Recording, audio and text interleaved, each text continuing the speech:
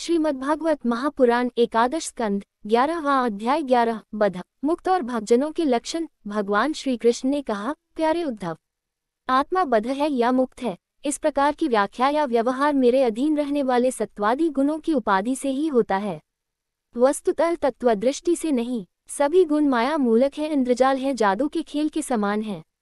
इसलिए न मेरा मोक्ष है न तो मेरा बंधन ही है। जैसे स्वप्न बुद्धि का विवर्त है, उसमें बिना हुए ही भासता है, मिथ्या है, वैसे ही शोक मोह सुख दैख शरीर की उत्पत्ति और मृत्यु, यह सब संसार का बखेड़ा माया अविद्या के कारण प्रतीत होने पर भी वास्तविक नहीं है। उद्धव, शरीरधारियों को मुक्ति का अनुभव कराने वाली आत्मविद्या और बंधन का अनुभव कराने वाली अविद्या, ये दोनों ही मेरी अनादि शक्तियां हैं। मेरी माया से ही इनकी रचना हुई है, इनका कोई वास्तविक अस्तित्व नहीं है।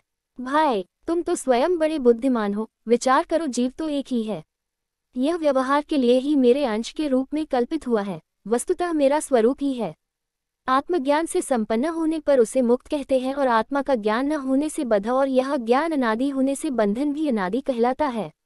इस प्रकार मुझ एक ही धर्मी में रहने पर भी जो शोक और आनंद रूप विरुद्ध धर्म वाले जान पड़ते हैं, उन बध और मुक्त जीव का भेद मैं बतलाता हूँ। वह भेद दो प्रकार का है, एक तो नित्य मुक्त ईश्वर से जीव का भेद और दूसरा मुक्त बध जीव का भेद। पहला सुनो, जीव और ईश्वर बध और मुक्त के भेद से भिन्न भिन्न होने पर भी एक ही शरीर में नियंता और नियंत्रित के रूप से स्थित हैं।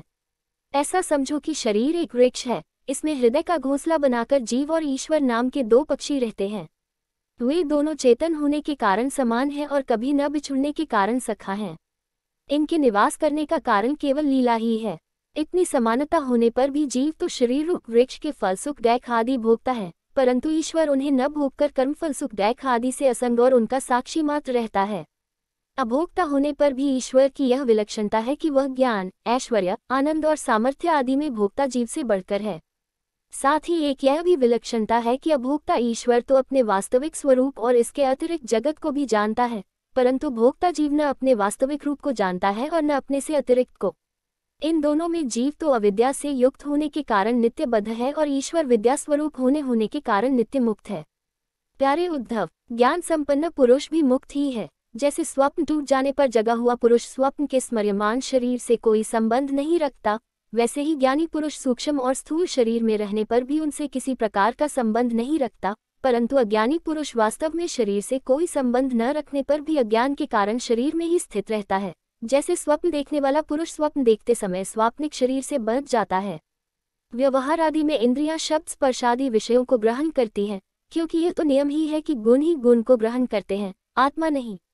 इसलिए जिसने अपने निर्विकार आत्मस्वरूप को समझ लिया है, वह उन विषयों के ग्रहण त्याग में किसी प्रकार का अभिमान नहीं करता। यह शरीर प्रारब्ध के अधीन है, इससे शारीरिक और मानसिक जितने भी कर्म होते हैं, सब गुणों की प्रेरणा से ही होते हैं। अज्ञानी पुरुष झूठ मूठ अपने को उन ग्रहण त्याग आदि कर्मों का कर्ता मान बैठता है और इसी अभिमान के कारण वह बंध जाता है। प्यारे उद्धव, पूर्वोक्त पद्धति से विचार करके विवेकी पुरुष समस्त विषयों से विरक्त रहता है और सोने बैठने घूमने फिरने नहाने देखने छूने सूंघने खाने और सुनने आदि क्रियाओं में अपने को कर्ता नहीं मानता, बल्कि गुणों का ही कर्ता मानता है। गुण ही सभी कर्मों के कर्ता भोगता है, ऐसा जानकार विद्वान पुरुष कर्मवासना और फलों से नहीं बंधते। वे प्रकृति में रहकर भी वैसे ही असंग रहते हैं, जैसे स्पर्श आदि से आकाश, जल की आर्द्रता आदि से सूर्य और गंध आदि से वायु। उनकी विमान बुद्धि की तलवार असंग भावना की सान से और भी तीखी हो जाती है और वे उससे अपने सारे संशय संदेहों को काट कूट कर फेंक देते हैं। जैसे कोई स्वप्न से जाग उठा हो, उसी प्रकार वे इस भेद बुद्धि के भ्रम से मुक्त हो जाते हैं। जिनके प्राण इंद्रिय मन और बुद्धि की समस्त चेष्टाएं बिना संकल्प की होती हैं, वे देह में स्थित रहकर भी उसके गुणों से मुक्त हैं। उन तत्वज्ञ मुक्त पुरुषों के शरीर को चाहे हिंसक लोग पीड़ा पहुंचाएं और चाहे कभी कोई दैवयोग से पूजा करने लगे, वे न तो किसी के सताने से दुखी होते हैं और न पूजा करने से सुखी। जो समदर्शी महात्मा गुण और दोष की भेद दृष्टि से ऊपर उठ गए हैं, वे न तो अच्छे काम करने वालों की स्तुति करते हैं और न बुरे काम करने वाले की निंदा, न तो किसी की अच्छी बात सुनकर उसकी सराहना करते हैं और न बुरी बात सुनकर किसी को झिड़कते ही हैं। जीवन मुक्त पुरुष न तो कुछ भला या बुरा काम करते हैं, न कुछ भला या बुरा कहते हैं और न सोचते ही हैं। वे व्यवहार में अपनी समान वृत्ति रखकर आत्मानंद में ही मग्न रहते हैं और जड़ के समान मानो कोई मूर्ख हो, इस प्रकार विचरण करते रहते हैं। प्यारे उद्धव, जो पुरुष वेदों का तो पारगामी विद्वान हो, परंतु परब्रह्म के ज्ञान से शून्य हो, उसके परिश्रम का कोई फल नहीं है। वह तो वैसा ही है जैसे बिना दूध की गाय का पालने वाला। दूध न देने वाली गाय, व्यभिचारिणी स्त्री, पराधीन शरीर, दुष्ट पुत्र, सत्पात्र के प्राप्त होने पर भी दान न किया हुआ धन और मेरे गुणों से रहित वाणी व्यर्थ है। इन वस्तुओं की रखवाली करने वाला दैक पर दैक ही भोगता रहता है। इसलिए उद्धव, जिस वाणी में जगत की उत्पत्ति, स्थिति और प्रलय रूप मेरी लोक पावन लीला का वर्णन न हो और लीलावतारों में भी मेरे लोकप्रिय रामकृष्ण आदि अवतारों का जिसमें यशोगण न हो, वह वाणी वंध्या है। बुद्धिमान पुरुष को चाहिए कि ऐसी वाणी का उच्चारण एवं श्रवण न करे। प्रिय उद्धव, जैसा कि ऊपर वर्णन किया गया है, आत्मजिज्ञासा और विचार के द्वारा आत्मा में जो अनेकता का भ्रम है उसे दूर कर दे और मुझ सर्वव्यापी परमात्मा में अपना निर्मल मन लगा दे तथा संसार के व्यवहारों से उपराम हो जाए। यदि तुम अपना मन परब्रह्म में स्थिर न कर सको तो सारे कर्म निरपेक्ष होकर मेरे लिए ही करो। मेरी कथाएं समस्त लोगों को पवित्र करने वाली एवं कल्याण स्वरूपिणी हैं। श्रद्धा के साथ उन्हें सुनना चाहिए। बार बार मेरे अवतार और लीलाओं का गान, स्मरण और अभिनय करना चाहिए। मेरे आश्रित रहकर मेरे ही लिए धर्म, काम और अर्थ का सेवन करना चाहिए। प्रिय उद्धव, जो ऐसा करता है उसे मुझ अविनाशी पुरुष के प्रति अनन्य प्रेममयी भक्ति प्राप्त हो जाती है। भक्ति की प्राप्ति सत्संग से होती है। जिसे भक्ति प्राप्त हो जाती है वह मेरी उपासना करता है, मेरे सानिध्य का अनुभव करता है। इस प्रकार जब उसका अंतःकरण शुद्ध हो जाता है तब वह संतों के उपदेशों के अनुसार उनके द्वारा बताए हुए मेरे परमपद को वास्तविक स्वरूप को सहज ही में प्राप्त हो जाता है। उद्धव जी ने पूछा, भगवन, बड़े बड़े संत आपकी कीर्ति का गान करते हैं। आप कृपया बतलाइए कि आपके विचार से संत पुरुष का क्या लक्षण है। आपके प्रति कैसी भक्ति करनी चाहिए जिसका संत लोग आदर करते हैं। आप ही ब्रह्मा आदि श्रेष्ठ देवता, सत्यादि लोक और चराचर जगत के स्वामी हैं। मैं आपका विनीत, प्रेमी और शरणागत भक्त हूँ। आप मुझे भक्ति और भक्त का रहस्य बतलाइए।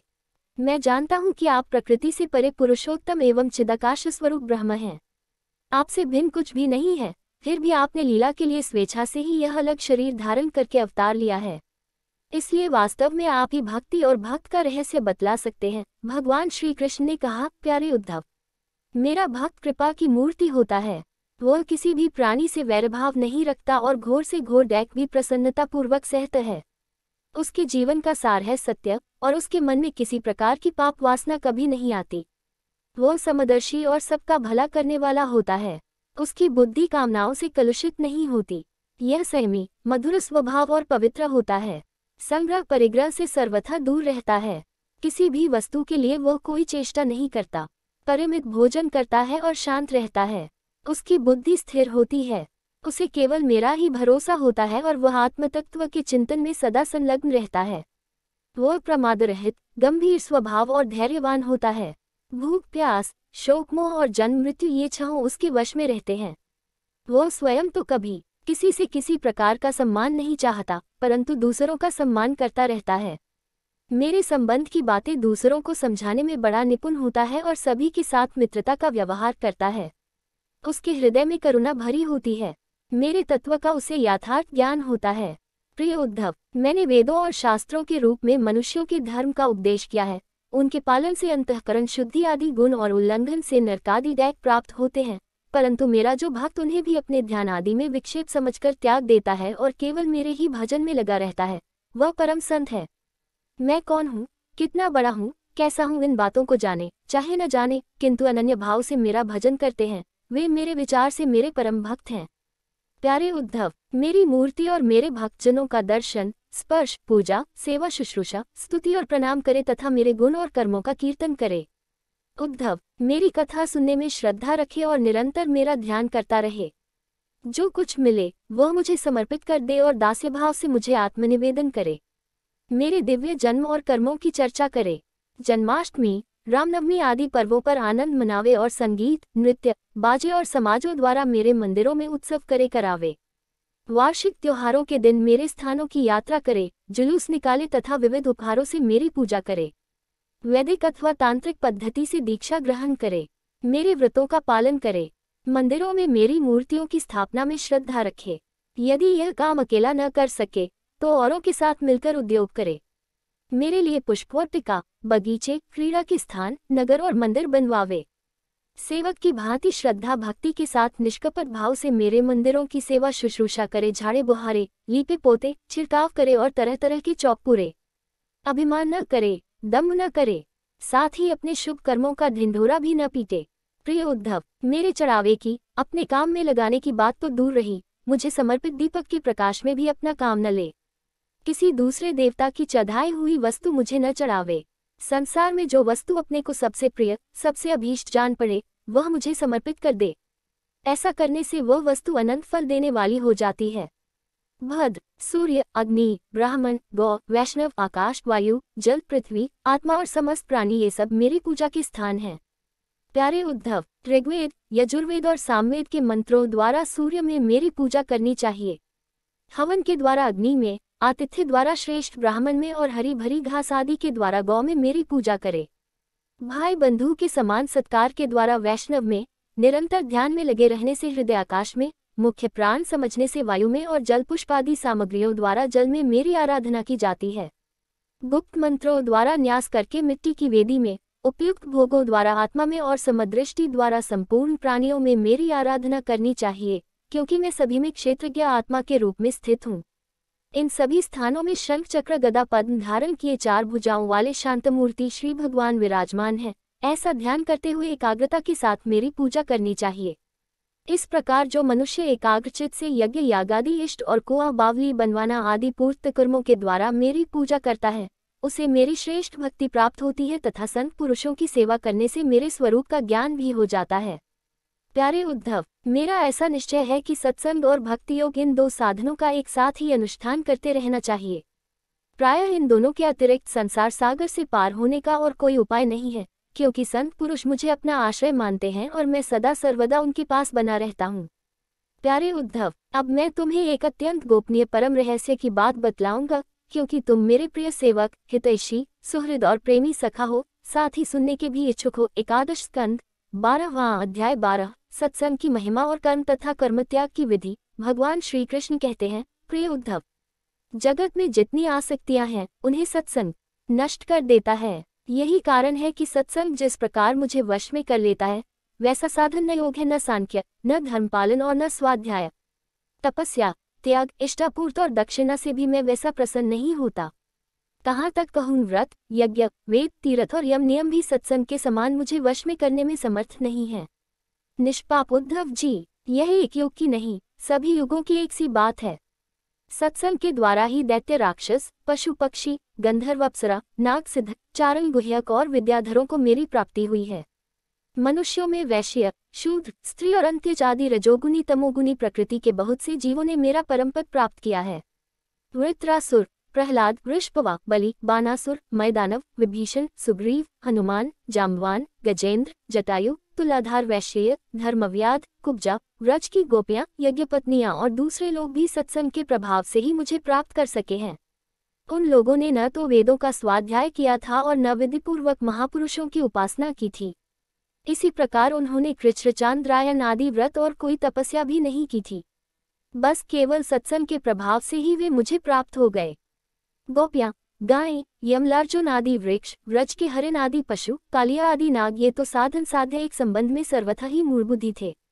इतने ही नहीं, ऐसे ऐसे और भी बहुत हो गए हैं, जिन्होंने केवल प्रेमपूर्ण भाव के द्वारा ही अनायास मेरी प्राप्ति कर ली और कृतकृत्य हो गए।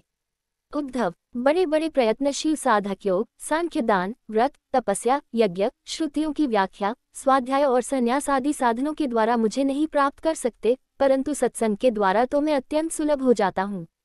उद्धव, जिस समय अक्रूर जी भैया बलराम जी के साथ मुझे व्रज से मथुरा ले आए, उस समय गोपियों का हृदय गाढ़ प्रेम के कारण मेरे अनुराग के रंग में रंगा हुआ था। मेरे वियोग की तीव्र व्याधि से वे व्याकुल हो रही थी और मेरे अतिरिक्त कोई भी दूसरी वस्तु उन्हें सुखकारक नहीं जान पड़ती थी। तुम जानते हो कि मैं ही उनका एकमात्र प्रियतम हूँ। जब मैं वृंदावन में था, तब उन्होंने बहुत सी रात्रियां, वे रास की रात्रियां मेरे साथ आधे क्षण के समान बिता दी थी, परंतु प्यारे उद्धव, मेरे बिना वे ही रात्रियां उनके लिए एक एक कल्प के समान हो गईं। जैसे बड़े बड़े ऋषि मुनि समाधि में स्थित होकर तथा गंगा आदि बड़ी बड़ी नदियां समुद्र में मिलकर अपने नाम रूप खो देती हैं, वैसे ही वे गोपियां परम प्रेम के द्वारा मुझमें इतनी तन्मय हो गई थी कि उन्हें लोक परलोक, शरीर और अपने कहलाने वाले पति पुत्रादि की सुध बुध नहीं रह गई थी। उद्धव, उन गोपियों में बहुत सी तो ऐसी थी जो मेरे वास्तविक स्वरूप को नहीं जानती थी। वे मुझे भगवान न जानकर केवल प्रियतम ही समझती थी और जार भाव से मुझसे मिलने की आकांक्षा किया करती थी। उन साधनहीन सैकड़ों हजारों अबलाओं ने केवल संग के प्रभाव से ही मुझ परब्रह्म परमात्मा को प्राप्त कर लिया। इसलिए उद्धव, तुम श्रुति स्मृति, विधि निषेध, प्रवृत्ति निवृत्ति और सुनने योग्य तथा सुने हुए विषय का भी परित्याग करके सर्वत्र मेरी ही भावना करते हुए समस्त प्राणियों के आत्मस्वरूप मुझ एक की ही शरण संपूर्ण रूप से ग्रहण करो, क्योंकि मेरी शरण में आ जाने से तुम सर्वथा निर्भय हो जाओगे। उद्धव जी ने कहा, सनकादि योगेश्वरों के भी परमेश्वर प्रभो, यूं तो मैं आपका उपदेश सुन रहा हूँ, परंतु इससे मेरे मन का संदेह मिट नहीं रहा है।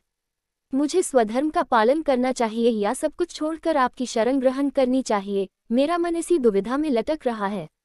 आप कृपा करके मुझे भली भांति समझाइए। भगवान श्री कृष्ण ने कहा, प्रिय उद्धव, जिस परमात्मा का परोक्ष रूप से वर्णन किया जाता है वे साक्षात अप्रोक्ष प्रत्यक्ष ही हैं, क्योंकि वे ही निखिल वस्तुओं को सत्ता स्फूर्ति जीवन दान करने वाले हैं। वे ही पहले अनाहत नादस्वरूप परावानी नामक प्राण के साथ मूलाधार चक्र में प्रवेश करते हैं। उसके बाद मणिपूरक चक्र नाभि स्थान में आकर पश्यंती वाणी का मनों में सूक्ष्म रूप धारण करते हैं। तदनंतर कंठ देश में स्थित विशुद्ध नामक चक्र में आते हैं और वहां मध्यमा वाणी के रूप में व्यक्त होते हैं। फिर क्रमशः मुख में आकर ह्रस्व दीर्घादि मात्र, उदात्त अनुदात आदि स्वर तथा ककारादि वर्णरूप स्थूल वैखरी वाणी का रूप ग्रहण कर लेते हैं। अग्नि आकाश में उष्मा अथवा विद्युत के रूप से अव्यक्त रूप में स्थित है। अब बलपूर्वक काष्ठ मंथन किया जाता है, तब वायु की सहायता से वह पहले अत्यंत सूक्ष्म चिनगारी के रूप में प्रकट होती है और फिर आहुति देने पर प्रचंड रूप धारण कर लेती है। वैसे ही मैं भी शब्द ब्रह्मस्वरूप से क्रमशः परा, पश्यंती, मध्यमा और वैखरी वाणी के रूप में प्रकट होता हूँ। इसी प्रकार बोलना, हाथों से काम करना, पैरों से चलना, मूत्रेंद्रिय तथा गुदा से मलमूत्र त्यागना, सूंघना, चखना, देखना, छूना, सुनना, मन से संकल्प विकल्प करना, बुद्धि से समझना, अहंकार के द्वारा अभिमान करना, महतत्व के रूप में सबका ताना बाना बुनना तथा सत्वगुण, रजोगुण और तमोगुण के सारे विकार, कहाँ तक कहूँ समस्त कर्ता, करण और कर्म मेरी ही अभिव्यक्तियाँ हैं। यह सबको जीवित करने वाला परमेश्वर ही इस त्रिगुण व ब्रह्मांड कमल का कारण है। यह आदिपुरुष पहले एक और अव्यक्त था। जैसे उपजाऊ खेत में बोया हुआ बीज शाखा पत्र पुष्पादि अनेक रूप धारण कर लेता है, वैसे ही कालगति से माया का आश्रय लेकर शक्ति विभाजन के द्वारा परमेश्वर ही अनेक रूपों में प्रतीत होने लगता है।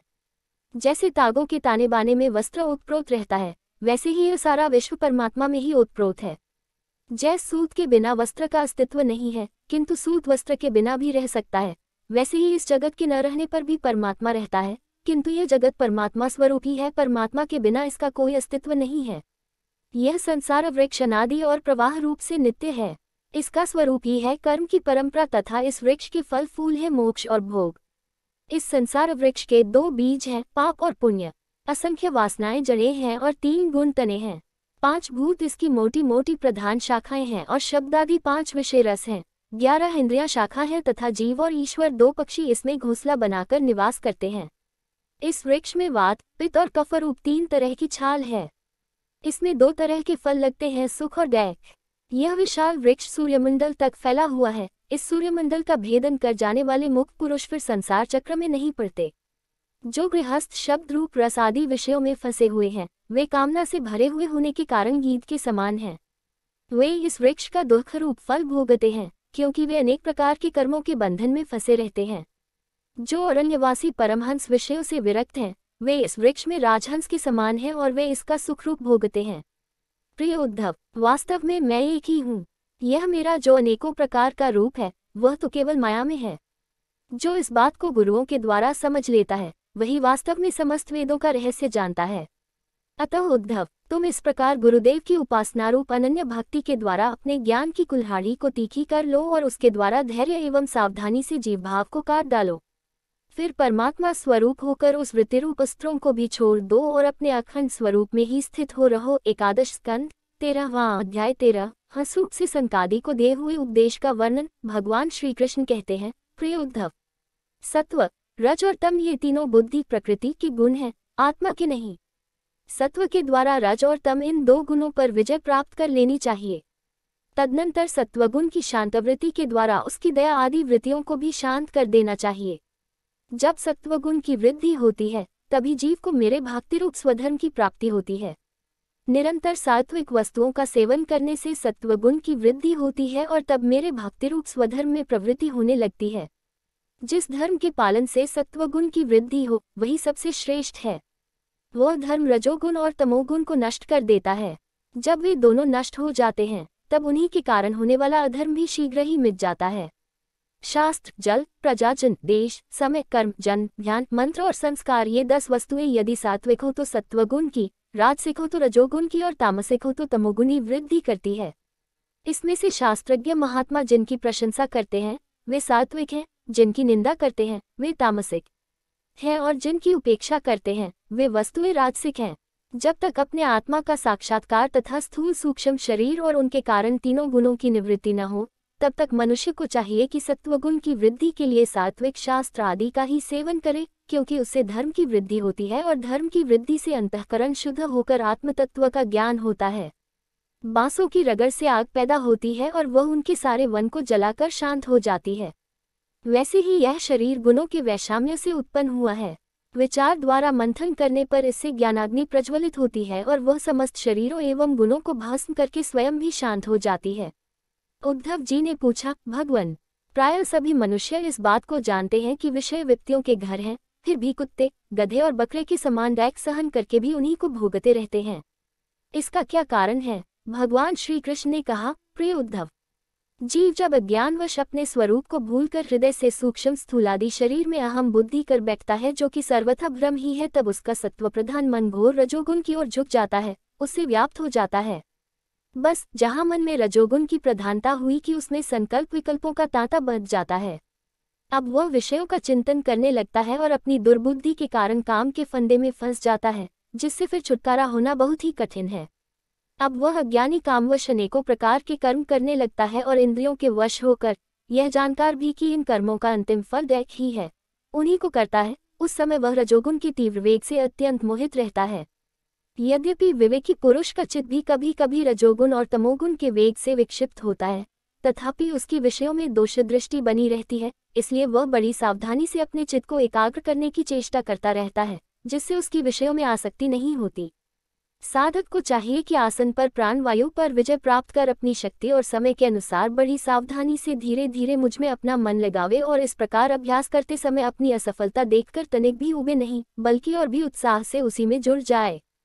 प्रिय उद्धव, मेरे शिष्य सनकादि परमर्षियों ने योग का यही स्वरूप बताया है कि साधक अपने मन को सब ओर से खींचकर विराट आदि में नहीं, साक्षात मुझ में ही पूर्ण रूप से लगा दे।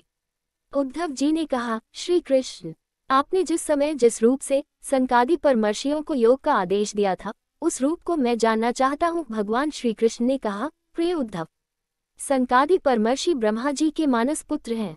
उन्होंने एक बार अपने पिता से योग की सूक्ष्म अंतिम सीमा के संबंध में इस प्रकार प्रश्न किया था।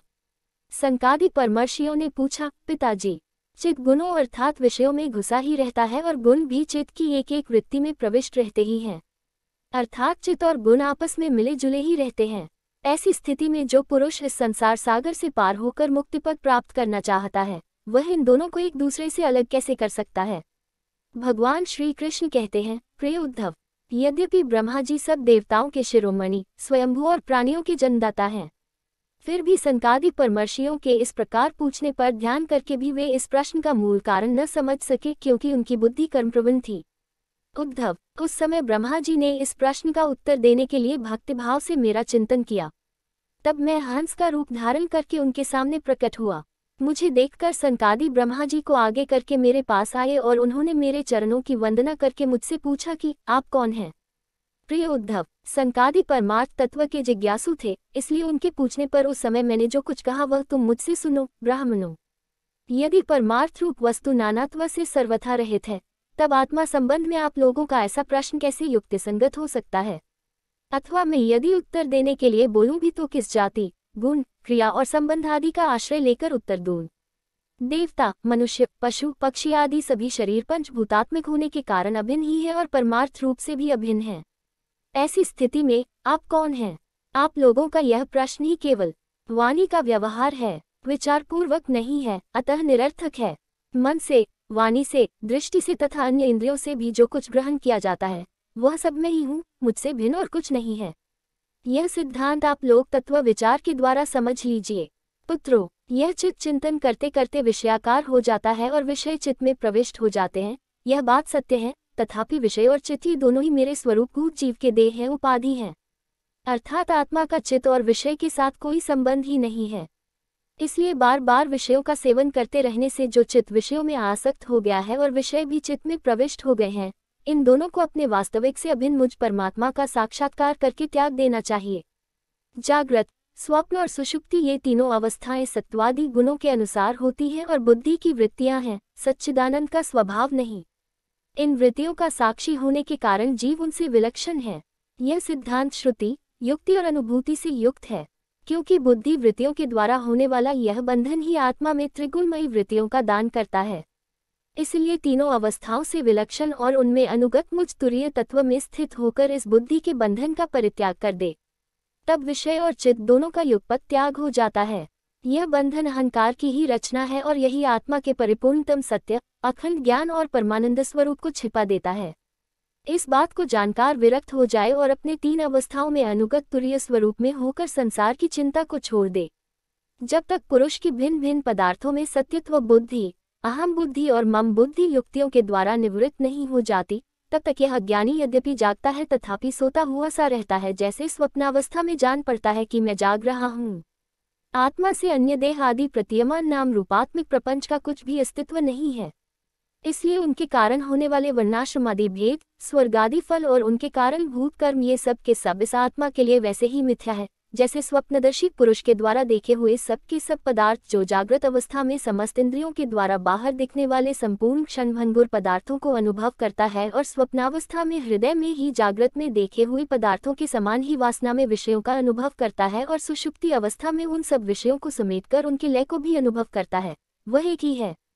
जागृत अवस्था के इंद्रिय, स्वप्नावस्था के मन और सुषुप्ति की संस्कारवती बुद्धि का भी वही स्वामी है, क्योंकि वह त्रिगुणमयी तीनों अवस्थाओं का साक्षी है। जिस मैंने स्वप्न देखा, जो मैं सोया, वही मैं जाग रहा हूँ, इस स्मृति के बल पर एक ही आत्मा का समस्त अवस्थाओं में होना सिद्ध हो जाता है।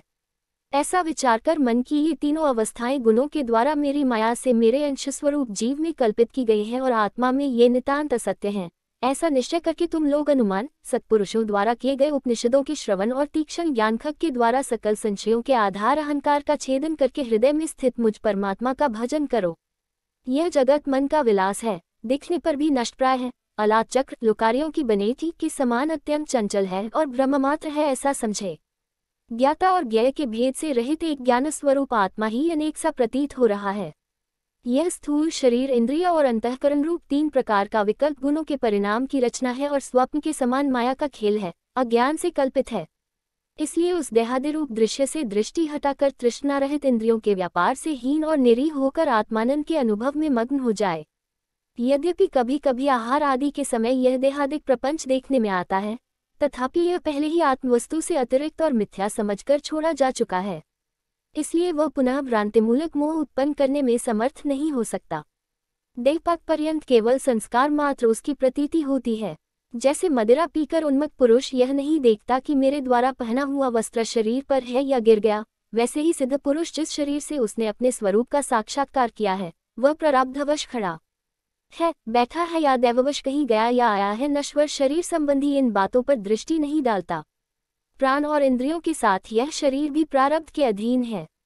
इसलिए अपने आरंभक बनाने वाले कर्म जब तक हैं, तब तक उनकी प्रतीक्षा करता ही रहता है। परंतु आत्मवस्तु का साक्षात्कार करने वाला तथा समाधि पर्यंत योग में आरूढ़ पुरुष स्त्री, पुत्र, धन आदि प्रपंच के सहित उस शरीर को फिर कभी स्वीकार नहीं करता, अपना नहीं मानता, जैसे जगा हुआ पुरुष स्वप्नावस्था के शरीर आदि को।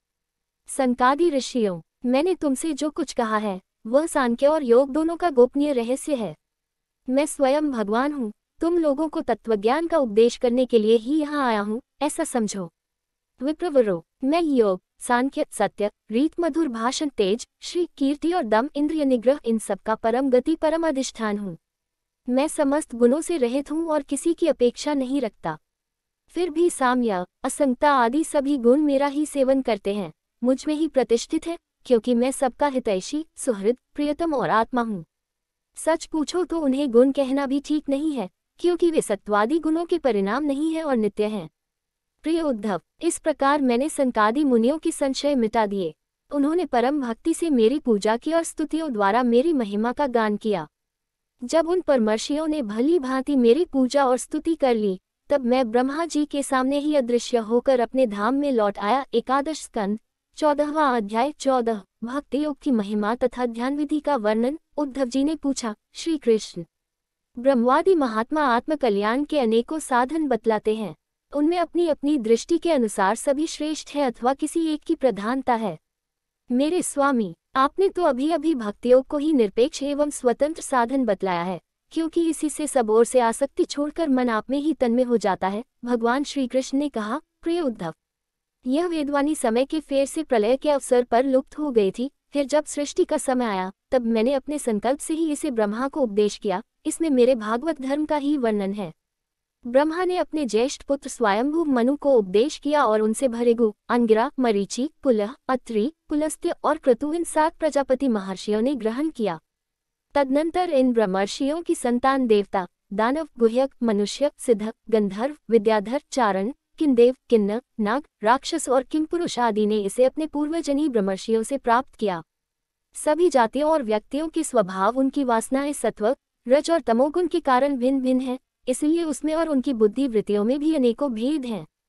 इसलिए वे सभी अपनी अपनी प्रकृति के अनुसार उस वेदवाणी का भिन्न भिन्न अर्थ ग्रहण करते हैं। वह वाणी ही ऐसी अलौकिक है कि उससे विभिन्न अर्थ निकलना स्वाभाविक ही है। इसी प्रकार स्वभाव भेद तथा परंपरागत उपदेश के भेद से मनुष्यों की बुद्धि में भिन्नता आ जाती है और कुछ लोग तो बिना किसी विचार के वेद विरुद्ध पाखंड मतावलंबी हो जाते हैं।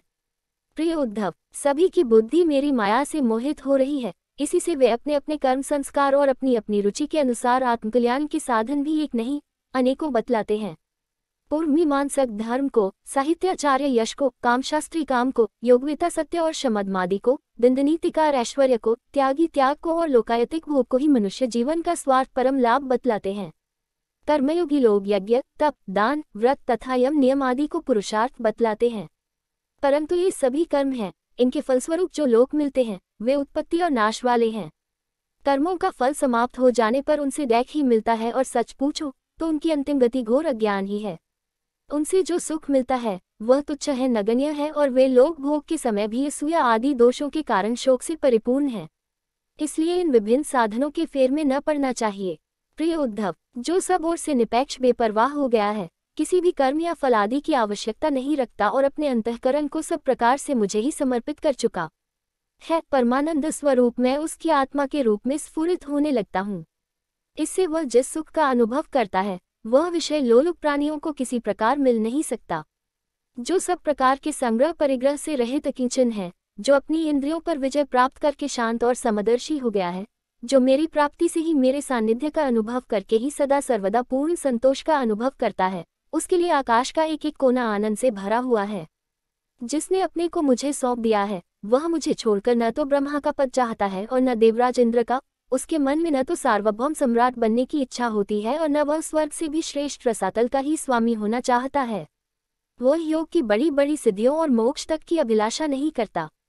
उद्धव, मुझे तुम्हारे जैसे प्रेमी भक्त जितने प्रियतम हैं, उतने प्रिय मेरे पुत्र ब्रह्मा, आत्मा शंकर, सगे भाई बलराम जी, स्वयं अर्धांगिनी लक्ष्मी जी और मेरा अपना आत्मा भी नहीं है, जिसे किसी की अपेक्षा नहीं, जो जगत के चिंतन से सर्वथा उपरत होकर मेरे ही मनन चिंतन में तल्लीन रहता है और राग द्वेष न रखकर सबके प्रति समान दृष्टि रखता है। उस महात्मा के पीछे पीछे मैं निरंतर यह सोचकर घूमा करता हूँ कि उसके चरणों की धूल उड़कर मेरे ऊपर पड़ जाए और मैं पवित्र हो जाऊं। जो सब प्रकार के संग्रह परिग्रह से रहित है, यहाँ तक कि शरीर आदि में भी अहंता ममता नहीं रखते, जिनका चित्त मेरे ही प्रेम के रंग में रंग गया है, जो संसार की वासनाओं से शांत उपरत हो चुके हैं और जो अपनी महत्ता उदारता के कारण स्वभाव से ही समस्त प्राणियों के प्रति दया और प्रेम का भाव रखते हैं, किसी प्रकार की कामना जिनकी बुद्धि का स्पर्श नहीं कर पाती, उन्हें मेरे जिस परमानंद स्वरूप का अनुभव होता है उसे और कोई नहीं जान सकता, क्योंकि वह परमानंद तो केवल निरपेक्षता से ही प्राप्त होता है। उद्धव जी, मेरा जो भक्त अभी जितेंद्रिय नहीं हो सका है और संसार के विषय बार बार उसे बाधा पहुंचाते रहते हैं, अपनी ओर खींच लिया करते हैं, वह भी क्षण क्षण में बढ़ने वाली मेरी प्रगल्भ भक्ति के प्रभाव से प्रायः विषयों से पराजित नहीं होता। उद्धव, जैसे धधकती हुई आग लकड़ियों के बड़े ढेर को भी जलाकर खाक कर देती है, वैसे ही मेरी भक्ति भी समस्त पाप राशि को पूर्णतया जला डालती है। उद्धव, योग साधन, ज्ञान विज्ञान, धर्मानुष्ठान, जब पाठ और तप त्याग मुझे प्राप्त कराने में उतने समर्थ नहीं है जितनी दिनों दिन बढ़ने वाली अनन्य प्रेममयी मेरी भक्ति। मैं संतों का प्रियतम आत्मा हूँ। मैं अनन्य श्रद्धा और अनन्य भक्ति से ही पकड़ में आता हूँ। मुझे प्राप्त करने का यह एक ही उपाय है। मेरी अनन्य भक्ति उन लोगों को भी पवित्र जाति दोष से मुक्त कर देती है जो जन्म से ही चांडाल हैं। इसके विपरीत जो मेरी भक्ति से वंचित हैं, उनके चित्त को सत्य और दया से युक्त, धर्म और तपस्या से युक्त विद्या भी भली भांति पवित्र करने में असमर्थ हैं। जब तक सारा शरीर पुलकित नहीं हो जाता, चित्त पिघलकर गदगद नहीं हो जाता, आनंद के आंसू आंखों से छलकने नहीं लगते तथा अंतर्क और बहिरंग भक्ति की बाढ़ में चित्त डूबने उतराने नहीं लगता, तब तक इसके शुद्ध होने की कोई संभावना नहीं है। जिसकी वाणी प्रेम से गदगद हो रही है, चित्त पिघलकर एक ओर बहता रहता है, एक क्षण के लिए भी रोने का तांता नहीं टूटता, परंतु जो कभी कभी खिलखिलाकर हंसने भी लगता है, कहीं लाज छोड़कर ऊंचे स्वर से गाने लगता है, तो कहीं नाचने नाचता है, भैया उद्धव, मेरा वह भक्त न केवल अपने को बल्कि सारे संसार को पवित्र कर देता है।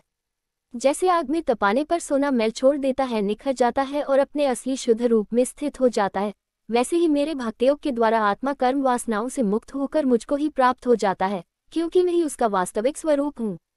उद्धव जी, मेरी परम पावन लीला कथा के श्रवण कीर्तन से ज्यों ज्यों चित्त का मैल धुलता जाता है, त्यों त्यों उसे सूक्ष्म वस्तु के वास्तविक तत्व के दर्शन होने लगते हैं। जैसे अंजन के द्वारा नेत्रों का दोष मिटने पर उसमें सूक्ष्म वस्तुओं को देखने की शक्ति आने लगती है। जो पुरुष निरंतर विषय चिंतन किया करता है, उसका चित्त विषयों में फंस जाता है, और जो मेरा स्मरण करता है, उसका चित्त मुझ में तल्लीन हो जाता है। इसलिए तुम दूसरे साधनों और फलों का चिंतन छोड़ दो। अरे भाई, मेरे अतिरिक्त और कुछ है ही नहीं। जो कुछ जान पड़ता है वह ठीक वैसा ही है जैसे स्वप्न अथवा मनोरथ का राज्य। इसलिए मेरे चिंतन से तुम अपना चित्त शुद्ध कर लो और उसे पूरी तरह से एकाग्रता से मुझ में ही लगा दो।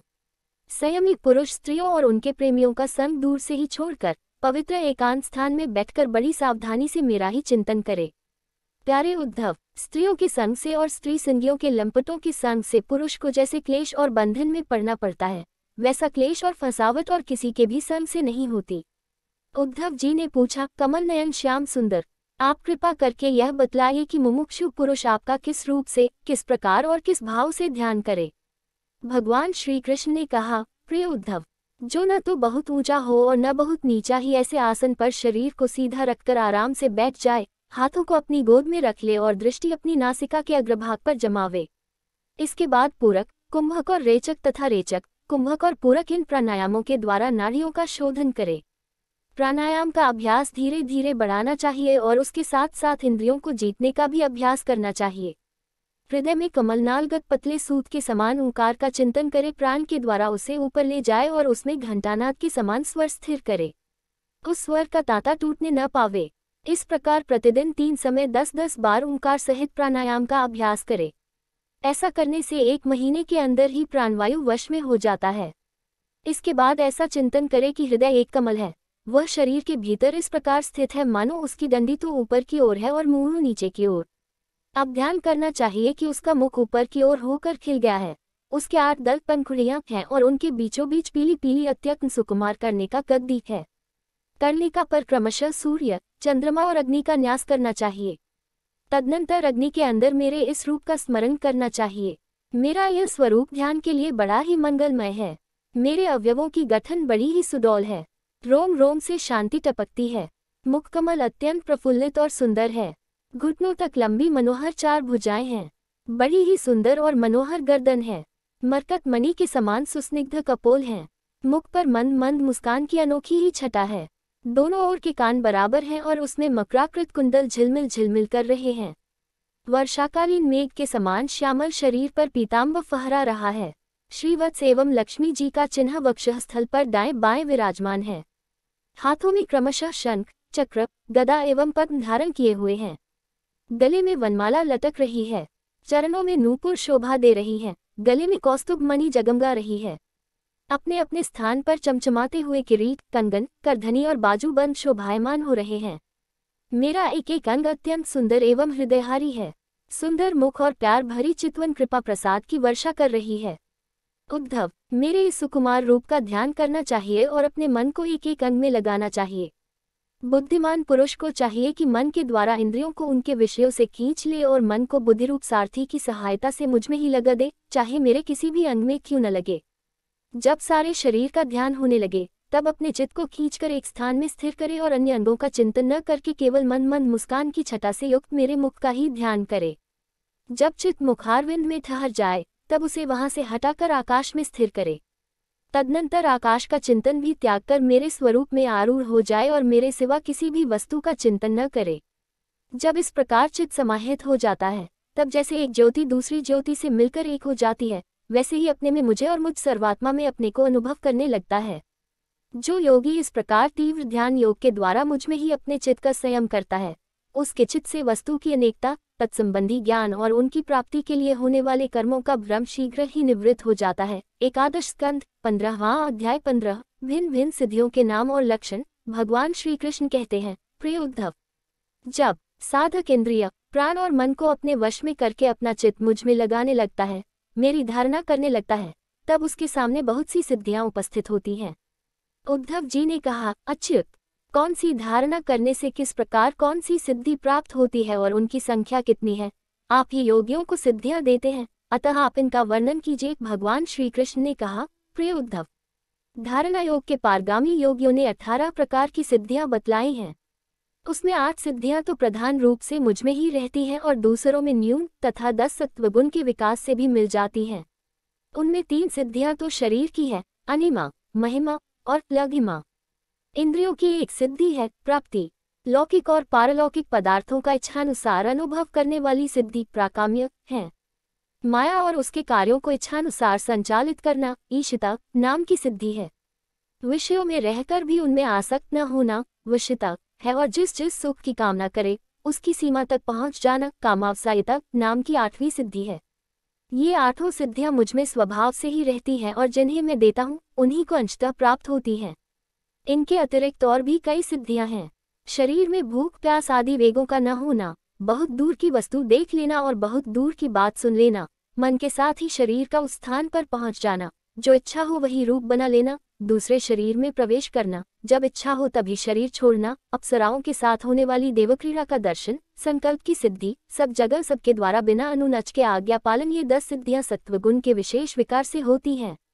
भूत भविष्य और वर्तमान की बात जान लेना, शीतोष्ण सुख दुख और राग द्वेष आदि द्वंद्वों के वश में न होना, दूसरे के मन आदि की बात जान लेना, अग्नि सूर्य जल विष आदि की शक्ति को स्तंभित कर देना और किसी से भी पराजित न होना, ये 5 सिद्धियां भी योगियों को प्राप्त होती हैं।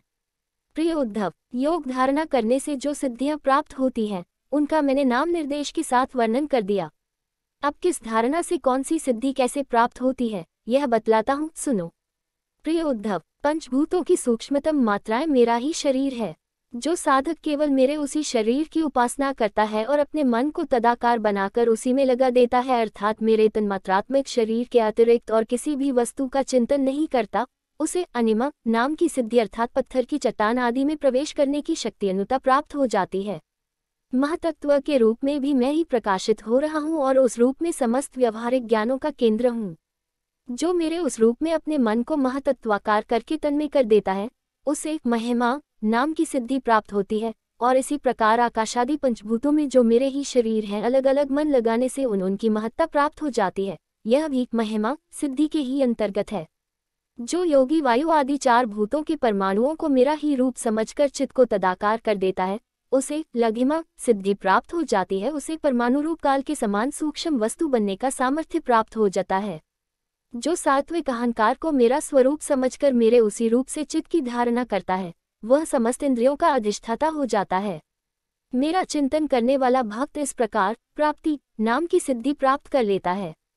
जो पुरुष मुझ महतत्वाभिमानी सूत्रात्मा में अपना चित्त स्थिर करता है, उसे मुझ अव्यक्त जन्मात् सूत्रात्मा की प्राकाम्य नाम की सिद्धि प्राप्त होती है, जिससे इच्छानुसार सभी भोग प्राप्त हो जाते हैं। जो त्रिगुणमयी माया के स्वामी मेरे काल स्वरूप विश्वरूप की धारणा करता है, वह शरीरों और जीवों को अपने इच्छानुसार प्रेरित करने की सामर्थ्य प्राप्त कर लेता है।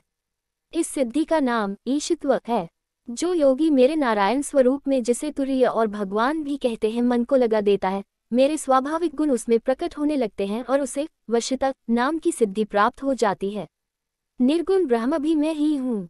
जो अपना निर्मल मन मेरे इस ब्रह्मस्वरूप में स्थित कर लेता है, उसे परमानंद स्वरूपिणी कामावसायिता नाम की सिद्धि प्राप्त होती है। इसके मिलने पर उसकी सारी कामनाएं पूर्ण हो जाती हैं, समाप्त हो जाती हैं। प्रिय उद्धव, मेरा वह रूप जो श्वेतद्वीप का स्वामी है, अत्यंत शुद्ध और धर्म में है। जो उसकी धारणा करता है, वह भूख प्यास, जन्म मृत्यु और शोक मोह इन 6 उर्मियों से मुक्त हो जाता है और उसे शुद्ध स्वरूप की प्राप्ति होती है। मैं ही समष्टि प्राणरूप आकाशात्मा हूँ। जो मेरे इस स्वरूप में मन के द्वारा अनाहत नाद का चिंतन करता है, वह दूरश्रवण नाम की सिद्धि से संपन्न हो जाता है और आकाश में उपलब्ध होने वाली विविध प्राणियों की बोली सुन समझ सकता है। जो योगी नेत्रों को सूर्य में और सूर्य को नेत्रों में संयुक्त कर देता है और दोनों के संयोग में मन ही मन मेरा ध्यान करता है, उसकी दृष्टि सूक्ष्म हो जाती है, उसे दूरदर्शन नाम की सिद्धि प्राप्त होती है और वह सारे संसार को देख सकता है। मन और शरीर को प्राणवायु के सहित मेरे साथ संयुक्त कर दे और मेरी धारणा करे तो इससे मनोजव नाम की सिद्धि प्राप्त हो जाती है। इसके प्रभाव से वह रोगी जहाँ भी जाने का संकल्प करता है, वहीं उसका शरीर उसी क्षण पहुँच जाता है। जिस समय योगी मन को उपादान कारण बनाकर किसी देवता आदि का रूप धारण करना चाहता है, तो वह अपने मन के अनुकूल वैसा ही रूप धारण कर लेता है। इसका कारण यह है कि उसने अपने चित्त को मेरे साथ जोड़ दिया है। जो योगी दूसरे शरीर में प्रवेश करना चाहे, वह ऐसी भावना करे कि मैं उसी शरीर में हूँ। ऐसा करने से उसका प्राण वायु रूप धारण कर लेता है और वह एक फल से दूसरे फल पर जाने वाले भौरे के समान अपना शरीर छोड़कर दूसरे शरीर में प्रवेश कर जाता है। योगी को यदि शरीर का परित्याग करना हो तो एड़ी से गुदा द्वार को दबाकर प्राणवायु को क्रमशः हृदय, वक्षस्थल, कंठ और मस्तक में ले जाए। फिर ब्रह्मरंध्र के द्वारा उसे ब्रह्म में लीन करके शरीर का परित्याग कर दे। यदि उसे देवताओं के विहार स्थलों में क्रीड़ा करने की इच्छा हो तो मेरे शुद्ध सत्वमय स्वरूप की भावना करे। ऐसा करने से सत्वगुण की अंश स्वरूपा सुर सुंदरियां विमान पर चढ़कर उसके पास पहुंच जाती हैं। जिस पुरुष ने मेरे सत्य संकल्प स्वरूप में अपना चित्त स्थिर कर दिया है, उसी के ध्यान में संलग्न है, वह अपने मन से जिस समय जैसा संकल्प करता है, उसी समय उसका वह संकल्प सिद्ध हो जाता है। मैं ईशित्व और वशित्व इन दोनों सिद्धियों का स्वामी हूँ, इसलिए कभी कोई मेरी आज्ञा टाल नहीं सकता। जो मेरे उस रूप का चिंतन करके उसी भाव से युक्त हो जाता है, मेरे समान उसकी आज्ञा को भी कोई टाल नहीं सकता। जिस योगी का चित्त मेरी धारणा करते करते मेरी भक्ति के प्रभाव से शुद्ध हो गया है, उसकी बुद्धि जन्म मृत्यु आदि अदृष्ट विषयों को भी जान लेती है। और तो क्या भूत, भविष्य और वर्तमान की सभी बातें उसे मालूम हो जाती हैं। जैसे जल के द्वारा जल में रहने वाले प्राणियों का नाश नहीं होता, वैसे ही जिस योगी ने अपना चित्त मुझ में लगाकर शिथिल कर दिया है, उसके योगमय शरीर को अग्नि, जल आदि कोई भी पदार्थ नष्ट नहीं कर सकते। जो पुरुष श्रीवत्सादि चिन्ह और शंख गदा चक्र पद्मादि आयुधों से विभूषित तथा ध्वजा छत्र चवर आदि से संपन्न मेरे अवतारों का ध्यान करता है, वह जय हो जाता है। इस प्रकार जो विचारशील पुरुष मेरी उपासना करता है और योग धारणा के द्वारा मेरा चिंतन करता है, उसे वे सभी सिद्धियां पुनर्तः प्राप्त हो जाती हैं, जिनका वर्णन मैंने किया है। प्यारे उद्धव, जिसने अपने प्राण, मन और इंद्रियों पर विजय प्राप्त कर ली है, जो संयमी है और मेरे ही स्वरूप की धारणा कर रहा है, उसके लिए ऐसी कोई भी सिद्धि नहीं जो दुर्लभ हो। उसे तो सभी सिद्धियां प्राप्त ही हैं, परंतु श्रेष्ठ पुरुष कहते हैं कि जो लोग भक्ति योग अथवा ज्ञान योग आदि उत्तम योगों का अभ्यास कर रहे हैं, जो मुझसे एक हो रहे हैं, उनके लिए इन सिद्धियों का प्राप्त होना एक विघ्न ही है, क्योंकि इनके कारण व्यर्थ ही उनके समय का दुरुपयोग होता है। जगत में जन्म, औषधि, तपस्या और मंत्रादि के द्वारा जितनी सिद्धियां प्राप्त होती हैं, वे सभी योग के द्वारा मिल जाती हैं, परंतु योग की अंतिम सीमा मेरे सारूप्य, सालोक्य आदि की प्राप्ति बिना मुझमें चित्त लगाए किसी भी साधन से नहीं प्राप्त हो सकती। ब्रह्मवादियों ने बहुत से साधन बतलाए हैं, योग, सांख्य और धर्म आदि। उनका एवं समस्त सिद्धियों का एकमात्र मैं ही हेतु, स्वामी और प्रभु हूँ। जैसे स्थूल पंचभूतों में बाहर, भीतर सर्वत्र सूक्ष्म पंच महाभूत ही हैं, सूक्ष्म भूतों के अतिरिक्त स्थूल भूतों की कोई सत्ता ही नहीं है, वैसे ही मैं समस्त प्राणियों के भीतर दृष्टा रूप से और बाहर दृश्य रूप से स्थित हूँ। मुझमें बाहर भीतर का भेद भी नहीं है, क्योंकि मैं निरावरण, एक अद्वितीय आत्मा हूँ।